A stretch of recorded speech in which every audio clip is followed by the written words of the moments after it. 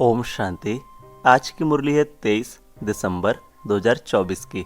सभी मुख्य पॉइंट के साथ देखेंगे आज की मुरली की हेडिंग। बाबा ने कहा, मीठे बच्चे तुम बाप के पास आते हो रिफ्रेश होने। बाप के मिलने से भक्ति मार्ग की सब थकान दूर हो जाती है। आज की मुरली से प्रश्न है। बाबा ने कहा, तुम बच्चों को बाबा किस विधि से रिफ्रेश करते हैं? उत्तर, पहला, बाबा ज्ञान सुना सुना कर तुम्हें रिफ्रेश कर देते हैं।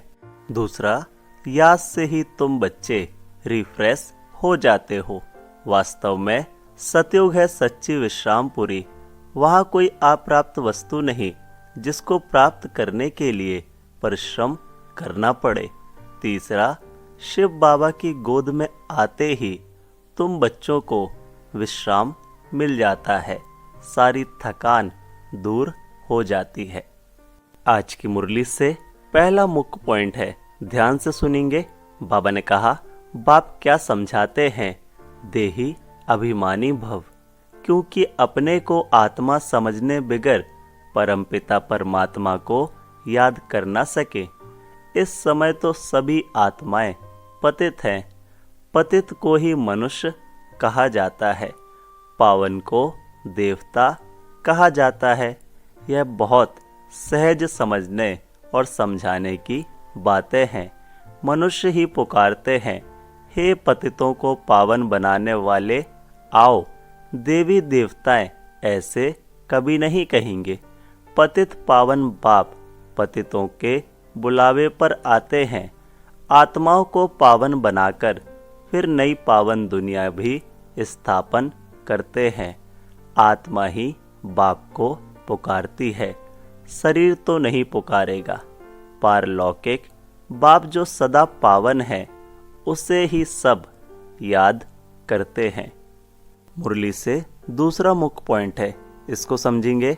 बाबा ने कहा, कई तो ऐसे भी हैं जो कहते हैं, हमको तो यहाँ ही अपार सुख है, धन माल बहुत है।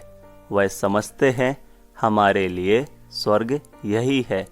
वह तुम्हारी बातें कैसे मानेंगे? कलयुगी दुनिया को स्वर्ग समझना यह भी बेसमझी है। कितनी जड़जड़ीभूत अवस्था हो गई है, तो भी मनुष्य कहते हैं हम तो स्वर्ग में बैठे हैं।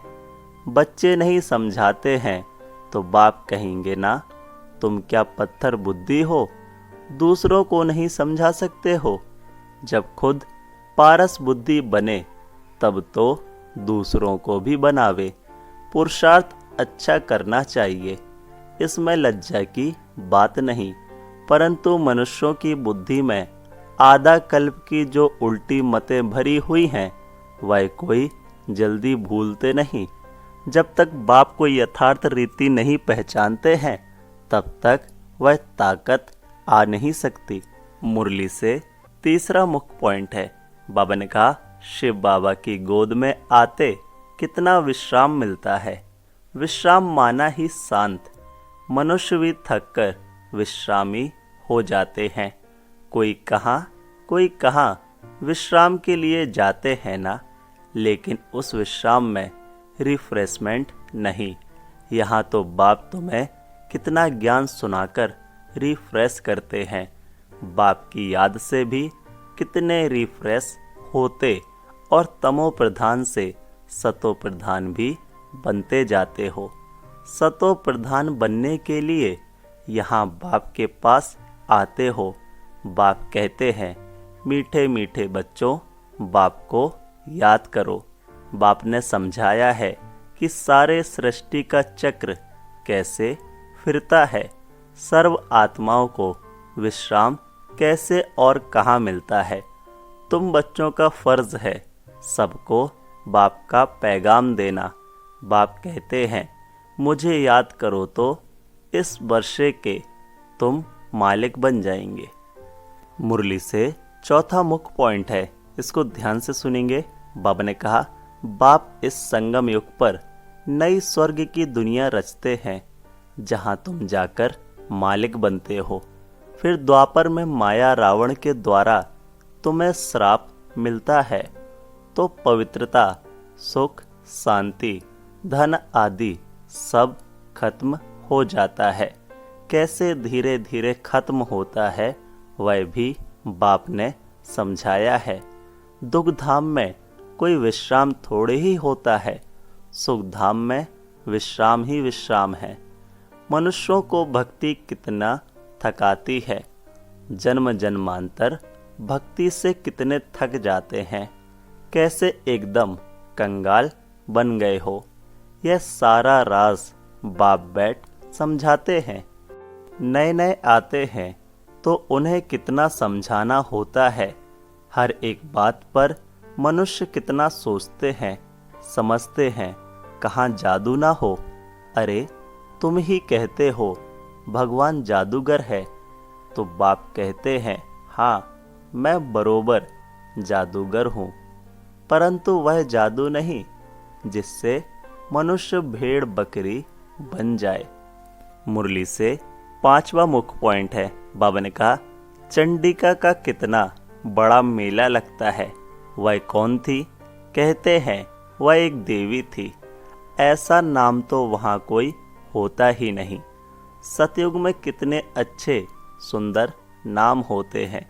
सतयुगी संप्रदाय को श्रेष्ठाचारी कहा जाता है। कलयुगी संप्रदाय को तो कितना छी टाइटल देते हैं। अभी के मनुष्यों को श्रेष्ठ नहीं कहेंगे, देवताओं को श्रेष्ठ कहा जाता है। गायन भी है, मनुष्य से देवता किए करत ना लागी वार। मनुष्य देवता, देवता से मनुष्य कैसे बनते हैं, यह राज बाप ने तुम्हें समझाया है। उनको डीटी वर्ल्ड, इसको ह्यूमन वर्ल्ड कहा जाता है। दिन को सोजरा, रात को अंधियारा कहा जाता है। ज्ञान है सोजरा, भक्ति है अंधियारा। मुरली से 6वां मुख्य पॉइंट है। बाप कहते हैं बच्चों देह अभिमानी नहीं बनो। देह अभिमान से आत्मा की ताकत खत्म होती है। आत्म अभिमानी बनने से आत्मा में ताकत जमा होती है। बाप कहते हैं ड्रामा के राज को अच्छी रीति समझकर चलना है। इस अविनाशी ड्रामा के राज को जो ठीक रीति जानते हैं वह सदा हर्षित रहते हैं।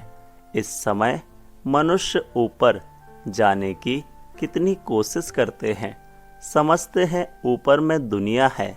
शास्त्रों में सुना रखा है ऊपर में दुनिया है, तो वहाँ जाकर देखें। वहाँ दुनिया बसाने की कोशिश करते हैं। दुनिया तो बहुत बसाई है ना। भारत में सिर्फ एक ही आदि सनातन देवी देवता धर्म था और कोई खंड आदि नहीं था। फिर कितना बसाया है। तुम विचार करो, भारत के कितने थोड़े टुकड़े में देवताएं होते हैं। जमुना के किनारे पर ही परिस्तान था जहाँ यह लक्ष्मी नारायण राज्य करते थे। कितनी सुंदर शोभायमान सतो प्रधान दुनिया थी। 7वां मुख्य पॉइंट है। बाबा ने कहा बच्चों को दिखाया था श्री कृष्ण का जन्म कैसे होता है। सारे कमरे में जैसे रोशनी हो जाती है, तो बाप बैठकर बच्चों को समझाते हैं अभी तुम परिस्थान में जाने के लिए पुरुषार्थ कर रहे हो। बाकी ऐसे नहीं तालाब में डुबकी लगाने से परियां बन जाएंगे। यह सभी झूठे नाम रख दिए हैं। लाखों वर्ष कह देने से बिल्कुल ही सब कुछ भूल गए हैं। अभी तुम अभूल बन रहे हो नंबरवार पुरुषार्थ अनुसार। विचार किया जाता है इतनी छोटी सी आत्मा कितना बड़ा पार्ट शरीर से बजाती है। फिर शरीर से आत्मा निकल जाती है तो शरीर का देखो क्या हाल हो जाता है। आत्मा ही पार्ट बजाती है। कितनी बड़ी विचार की बात है। सारी दुनिया के एक्टर्स आत्माएं अपनी एक्ट अनुसार ही पार्ट बजाते हैं। कुछ भी फर्क नहीं पड़ सकता। हूबहू सारी एक्ट फिर से रिपीट हो रही है, इसमें संशय कर नहीं सकते। मुरली से 8वां मुख्य पॉइंट है। बाबा ने कहा स्कूल व पाठशाला हो तो ऐसी है कितनी गुप्त, परंतु जबरदस्त पाठशाला है। जितनी बड़ी पढ़ाई उतनी ही फैसिलिटीज रहती है, परंतु यहाँ तुम पट पर बैठ पढ़ते हो। आत्मा को पढ़ना होता है, फिर चाहे पट पर बैठे चाहे तख्त पर, परंतु खुशी से खगियां मारते रहो कि इस पढ़ाई को पास करने बाद जाकर यह बनेंगे। अभी तुम बच्चों को बाप ने आकर अपना परिचय दिया है कि मैं इनमें कैसे प्रवेश कर तुम्हें पढ़ाता हूँ। बाप देवताओं को तो नहीं पढ़ाएंगे, देवताओं को यह ज्ञान कहाँ।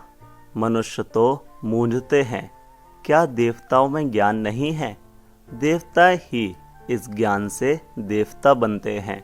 देवता बनने के बाद फिर ज्ञान की क्या दरकार है?